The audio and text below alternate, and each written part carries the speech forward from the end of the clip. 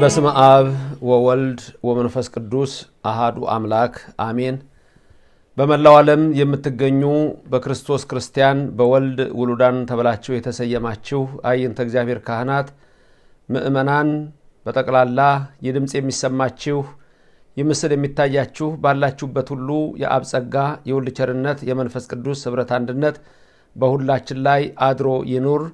ሙስና መቃብርን አጥፍቶ ሞትን ድል አድርጎ በታላቅ ኃይልና ግርማ የሰይጣንን ቀንበር ሰብሮና ማሰሪያውንም ለዘላለም አጥብቆ ኃያሉ አምላካችን ኢየሱስ ክርስቶስ እኛን የሰው ልጆች ሁሉ ነፃ ያወጣ ሰላምና ፍቅርንም ደስታና ሐሴትን የሰጠን ከዘላለም እስከ ዘላለም ለስም አጠራሩ ክብር ምስጋና ይግባው።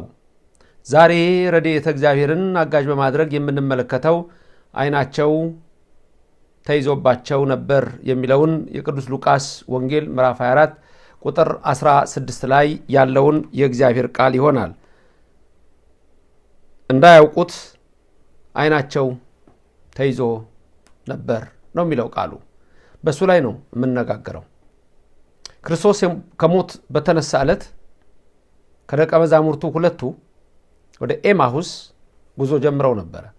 ክርስቶስ የሚነሳው ኢየሩሳሌም፣ እነሱ ግን ወደ ኤማሁስ ግራ ይገባቸው። በዛ ጊዜ ክርስቶስ እነሱ እያወሩ ስለሱ ስለሞቱ ስለ ስቃዩ ተስፋ ስለነበራቸው ሁኔታ እያወሩ ሲሄዱ ክርስቶስ አብሯቸው መጣ። አብሯቸው እየሄደ አላወቁትም። ሲያወራቸው አላወቁትም። ጭራሽ እነሱ እንደውም ምንድነው አንተኑ ደግዳ ለኢየሩሳሌም አንተ ብቻህን እንግዳ ሆነ በኢየሩሳሌም ትኖራለህ እንዴ? የሆነውን ነገር አታውቅም እንዴ? ከትላንት ወዲያም እንደተደረገ አታውቅም እንዴ ይላሉ። እሁድ ቀን ነው ይሄን የሚያወሩት። ዓርብ የጌታን ስቅለት ነው እንዴ? በኢየሩሳሌም ዓለም ያወቀውን ነገር እንዴት አላወቅኩም ትላለህ? ምን ማለት ነው ይሉታል። ኢየሱስ እኮ ነው አብሯቸው እየሄደ ጌታ ነው። እንዳያውቁት አይናቸው ተይዞ ነበር። ምንድነው ግን የሆነው? እየተወለጋችሁ ስትሄዱ ምንድነው የምታወሩት አላቸው። እየተወለጋችሁ ስትሄዱ አላቸው። አንደኛ ደክሟቸዋል፣ እንቅልፍ የለም፣ ከዓርብ ጀምሮ ስቃይ ነው፣ ቅዳሜ ፍርሃት ነው። ጌታቸው ተገሏል፣ ጌታቸው ተሰቅሏል፣ ጌታቸው ተቀብሯል፣ ንጉሳቸው ተቀብሯል። መከራ ውስጥ ነው ያሉት፣ ስቃይ ውስጥ ሐዘን ውስጥ ነው ያሉት። እየተወለጋችሁ ስትሄዱ ሲላቸው የሥጋ የመንገዱ ድካም አለ፣ ግን የነፍስ ደግሞ መጠውለግ አለ፣ የመንፈስ መጠውለግ አለ። አሁን የገጠማቸው ከመንገዱ በላይ የመንፈስ መጠውለግ ነው፣ የእምነት መጠውለግ ነው። ክርስቶስ ከሞት ይነሳል ብሎ እነሆ ያንን ቃል ማመን ነበረ የቀራቸው። ነበር የሚል ታያላችሁ። የተስፋ መቁረጥ ንግግር ነበር። ምን ነበረ? ተስፋ አድርገን ነበረ በሰውና በእግዚአብሔር ዘንድ ታላቅ ነብይ ብለን ነበረ። ጭራሽ ነብይ እያሉ ክርስቶስ አምላክ ነው። አይናቸው ተይዟል። ይሄ አይኑ የተያዘ ሰው ንግግርና የጠወለገ ሰው ንግግር ነው። ክርስቶስን ነብይ የሚል ክርስቶስን አማላጅ የሚል አይኑ የተያዘና መንፈሱ የጠወለገ ሰው ነው። የሆነውን ቃሉን ላንብብላችሁ ተመልከቱ። መንፈስ ቅዱስ በእኔም በእናንተ ይደር፣ እመቤታችን አትለየን። እነሆም ከነርሱ ሁለቱ ይላል የሉቃስ ወንጌል ምዕራፍ 24 ቁጥር 13።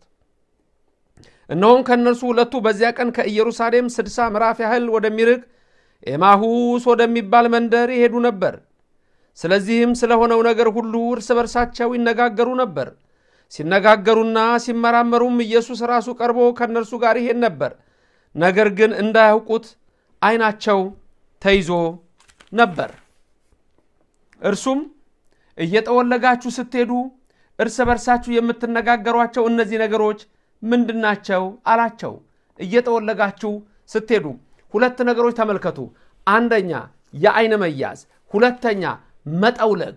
የመናፍቃን የካህዲያን የአረማውያን የማያምኑ ሰዎች የነ አሪዮስ የነ መቅዶኒዮስ የነ ንስጥሮስ የነ ሰባሊዮስ የነ አውሊናሪዮስ የነ ማኒ የነ ጳውሎስ ሳምሳጢ ዛሬም ያሉ እነዛ አዋቂ መናፍቃን፣ ዛሬም ያሉት አላዋቂ ድፍን መናፍቃን የነሱ ችግር ነው። አንድ አይን መያዝ፣ ሁለት መጠውለግ። ለምንድን ነው ይሄንን እምላችሁ መሰላችሁ? ተመልከቱ። ክርስቶስ አብሯቸው ነው፣ አላወቁትም።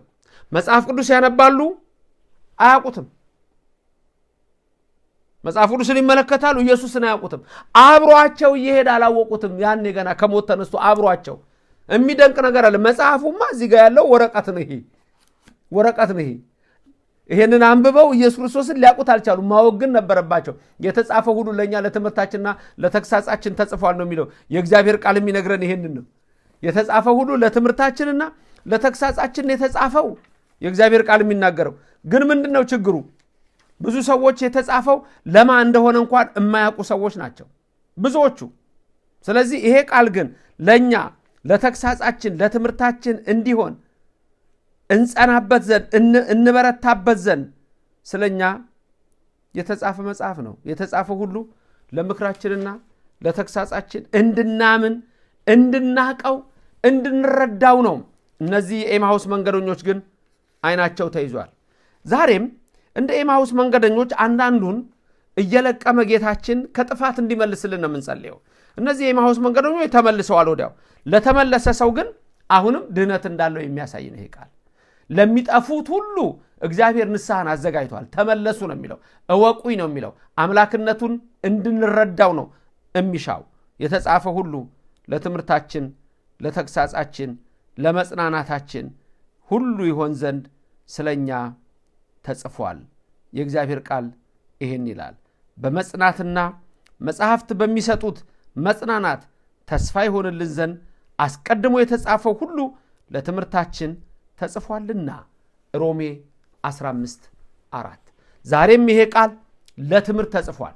በተለይ ከኦርቶዶክስ ውጪ ለወጡ ቤተክርስቲያንን ጥለዋት ለወጡ በስተት ጎዳና ለሄዱ ዛሬም ድረስ መከራከርን በቃል መለፍለፍን የሚወዱ እውነት ክርስቶስን ሳይሆን መናገር ብቻ የሚወዱ ልባቸው ከክርስቶስ የራቀ ቃሉን ዝም ብለው የሚለፈልፉ ሚስጥሩ ግን የማይገባቸው አይናቸው የተያዘ የጠወለጉ ሰዎች ናቸው።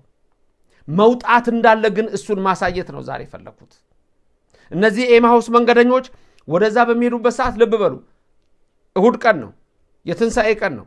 ክርስቶስ የሚነሳው ኢየሩሳሌም ነው፣ የተቀበረው በዛ ነው። እነሱ ግን የሚሄዱት ከኢየሩሳሌም ርቀው ነው የሚሄዱት ወደ ሌላ ቦታ። አያችሁ፣ አንደኛ ቦታውን ራሱ የሚሄዱበት ቦታ ክርስቶስ ያለበት ቦታ አይደለም። በዛ ሰዓት የሚነሳበት ቦታ አይደለም። እሱ በሁሉ የሞላ ነው፣ ችግር የለም። የሚነሳበት ቦታ ግን የተቀበረባት ቦታ ናት። ሌሎቹ ወደ መቃብሩ እየሄዱ የሰሙትን ከመላእክት ክርስቶስ ሕያው ነው፣ ሕያውን ከሙታን መካከል ለምን ትፈልጋላችሁ? እነሆ ተነስቷል የሚለውን ቃል ነግረዋቸው እሱን ራሱ አልተቀበሉ።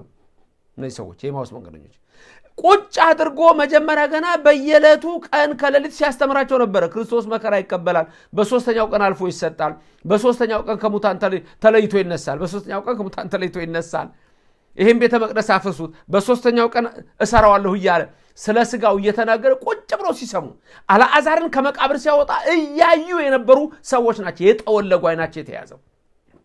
ወለተ ኢያኢሮስን ተነሽ ሲላት ብድግ ብላ ስትቆም እያዩ ነው የክርስቶስን መነሳት የተጠራጠሩ ነበር ሲሉ የነበሩት። ዛሬም ብዙዎቻችሁ በእግዚአብሔር ላይ ተስፋ የምትቆርጡ ነበር የምትሉ ስለ ኑሯችሁ፣ ስለ ህይወታችሁ፣ ስለ እያንዳንዱ የየዕለት እንቅስቃሴያችሁ ነበር የምትሉ ሰዎች ናችሁ። ክርስቶስ ነበርን ወደ ነው ይለውጠዋል፣ ወደ እውነት ያመጣዋል። የሞተውን አልዓዛር ሕያው ያደርገዋል። ወለተ ኢያኢሮስን የሞተችውን ተነሽ ሲላት ብድግ ትላለች። እሱም ራሱ ሙስና መቃብርን አጥፍቶ ለኛ ለሁላችን በኩር ሆኖ ተነስቷል። መላእክትም የመሰከሩት ይሄንን ነው። ሕያውን ከሙታን መካከል ለምን ተፈልጉታላችሁ? እነሆ ተነስቷል አላቸው። አሁን ደግሞ መካከላቸው ገባ። ሁለቱ ደቀ መዛሙርት ሲጓዙ ምንድነው እየጠወለጋችሁ ትሄዱ የምታወሩት?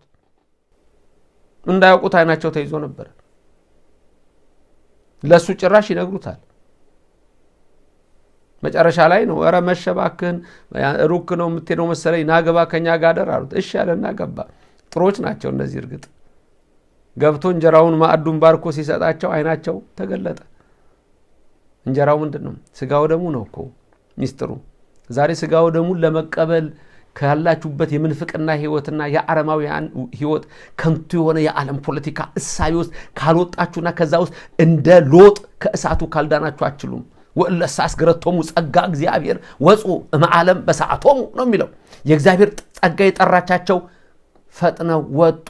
በቀመ ወፃ ሎጥም ሰዶም፣ ሎጥ ከሰዶም እንደወጣ ወከመ ገብረ ኤልሳ ነቢይ ኤልያስን ተከትሎት እንደሄደ እንደዛ ካልወጣችሁ አትድኑ ነው የሚለው።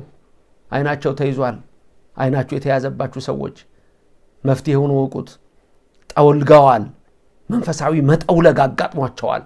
ምንድነው የምታወሩት? እየጠወለጋችሁ ትሄዱ ነው ያላቸው። ተመልከቱ። ዛሬም ብዙዎች በዚህ ታስረዋል፣ በዚህ ተይዘዋል። ስለዚህ መውጫ አለው። ከዚች ቅድስት ቤተክርስቲያን ይወጣችሁ ግርግሩን አትዩት። እነከሌና እንትና አቡነ ከሌ እንዲህ አሉ፣ እነከሌ እንደዚህ ተጣሉ፣ እንደዚህ እሱን አይደለም የምትመለከቱት፣ እምነቱንና ክርስቶስን ነው የምትመለከቱት። ሰዎች ልናይ አይደለም ወደ መቅደስ የምንሄደው ክርስቲያኖች። አንዳንድ ሰዎች አላችሁ በኦርቶዶክስም እንደው እምነታችን እንዲሆነ እንደዚህ ሆነ ሰው ስለምታዩ የእምነታችሁን ፈጻሚና ራስ ክርስቶስን ተመልከቱት ነው የሚለው የዕብራውያን መልእክት ምዕራፍ 12ን ከቁጥር 1 ጀምራችሁ ተመልከቱት። የእምነታችሁን ራስና ፈጻሚ የእምነታችን ራስና ፈጻሚ አቡነ ከሌ አይደሉም፣ ቀሲስ ከሌ አይደለም፣ መምሬ ከሌ አይደለም። የኔና የናንተ የእምነታችን ራስና ፈጻሚ የድንግል ማርያም ልጅ የአብ ልጅ ኢየሱስ ክርስቶስ ሙስና መቃብርን አጥፍቶ እኔና እናንተን ሕይወት የሰጠ የዘላለም አምላክና የዘላለም ንጉሥ ነው። ሰዎች የምታዩ በሰው ተወድቃላችሁ። የመስቀሉን ነገር ተመልከቱት። እሱን ነው ሐዋርያት የሚያሳዩት ሁሉ። ወደ ቅዱሳኑ የቅዱሳኑን ሕይወት ተመልከቱ። በሐዋርያት ሥራ ምዕራፍ 3 ላይ ጴጥሮስ ምንድነው ያለው? ከዮሐንስ ጋር ሲሄድ ወደ መቅደስ ሲገቡ ያንን ሽባ ወደኛ ተመልከት አለው። ተመልከቱ ወደ ጴጥሮስ፣ ተመልከቱ ወደ ጳውሎስ። እነሆ እነሱ እምነታቸውን ፈጽመው የሄዱትን ቅዱሳንን ተመልከቱ እንጂ ዛሬ ያለውን መምህር ከሌን፣ ቄስ ከሌን፣ አባ ከሌን፣ አቡነ ከሌን፣ ጳጳስ ከሌን አይደለም። ያ መጠውለግ ነው። መንፈሳዊ ሕይወታችሁ ሲጠወልግ ነው በሰው ላይ የምትመረከዙት። እነሱ ራሳቸው ድነት ያስፈልጋቸዋል። ይሄን ታላቁን አምላክ ማመን አለባቸው። በዘር ከመመራት፣ በጎሳ ከመመራት፣ በሰፈር ከማምለክ፣ በፖለቲካ ከመነዳት የወንጌሉን ቃል መስማት አለባቸው። የሌኒን ፍልስፍና ነው የሚመራቸው? የማርክስ ሶሻሊዝም ነው የሚመራቸው? ወይስ ካፒታሊዝም ኢምፔሪያሊዝም ነው የሚመራቸው? ወይስ የክርስቶስ ወንጌል የማቴዎስ ወንጌል የሉቃስ ወንጌል ነው የሚመራቸው? ቅዳሴውን ስናስቀድስ የምንሰማው ወንጌል የክርስቶስ ወንጌል አይደለም እንዴ? የምንሰማው ወንጌል የክርስቶስ ወንጌል አይደለም እንዴ? የምንሳለመው ይሄን ይዘው አይደለም እንዴ ወንጌል የሚሉት? ዛሬ እነሆ ይሄን የምትመለከቱ በመንፈሳዊ ሕይወታችሁ የጠወለጋችሁ የእምነታችሁን ራስና ፈጻሚ ክርስቶስን ተመልከቱ። አይናችሁን ግለጡ። እናንተም በኦርቶዶክስ ውስጥ ያላችሁ። ለመናፍቃኑ ግን ወደ ስጋውና ደሙ እውነተኛ ወደ ሆነችው ቅድስት ቤተክርስቲያን ስትቀርቡ አይናችሁ ይበራል። አለዛ ግን እንደ ዴማስ ኮብልላችሁ ትቀራላችሁ። ዴማስ አልተመለሰም፣ አልተጻፈም። እንደ ኤሳው ወጣችሁ ትሄዳላችሁ። ኤሳው በኩርናውን ቢፈልግ አላገኘም ይላልና ለንስሐ እንኳን ስፍራ የሚጠፋበት ጊዜ አለ ይላል። ይህንን ልብ በሉ። ለንስሐ ጊዜ የማታገኙበት። ስለዚህ አይናቸው ተይዞ ነበር፣ ጠውልገው ነበር የኤማሁስ መንገደኞች። ኋላ ግን ተገልጦላቸዋልና ለእናንተ የሚግለጥላችሁ ሁላችንንም በረዴቱ አይለየን። ክርስቶስ ሆይ ሁልጊዜ በቤትህ እንድንኖር ስጋህንና ደምህንም ተቀበለን የዘላለም ሕይወት እንድንወርስ አንተ ሕያው አድርገን።